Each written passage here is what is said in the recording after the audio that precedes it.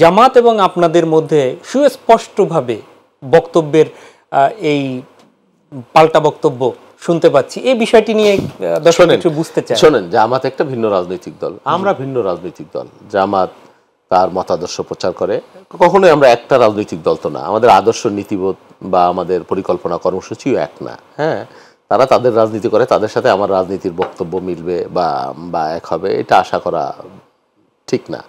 হ্যাঁ, তবে কিছু কিছু ঘটনা যেটা ঘটেছে সাম্প্রতিক সময়ে, এগুলো না ঘটলেই হতো। আমরা এত তাড়াতাড়ি একটা পরিস্থিতি থেকে আরেকটা পরিস্থিতিতে, মানে আমরা তো ওই মানে জ্বলন্ত উনুন থেকে ওই মানে কি বল ফুটন্ত উনুন থেকে জ্বলন্ত করাইতে আমরা যাইতে চাই না, নাকি? সেই জন্যে এখনই আমার মনে হয় না যে এই ধরনের মানে আক্রমণাত্মক, আমাদের সবার আগে আমাদের দেশটা, সবার আগে আমাদের গণতন্ত্র, সবার আগে আমাদের নির্বাচন, সবার আগে আমাদের মানবাধিকার, সবার আগে আমাদের বিচার ব্যবস্থা, হ্যাঁ, সবার আগে আমাদের ভোটের অধিকার। এই বিষয়গুলো থেকে ব্যত্যয় হলে কোনো রাজনৈতিক দল যাই হোক, এটা দেশের জন্য, মানুষের জন্য ভালো হবে না। আর এই জায়গাগুলো আপনি ঠিক রাখেন, হ্যাঁ, ঠিক রেখে বাকি যদি, তাহলে আমার মনে হয় না কোনো বিরোধ বৈপরীত্য ওইভাবে থাকবে।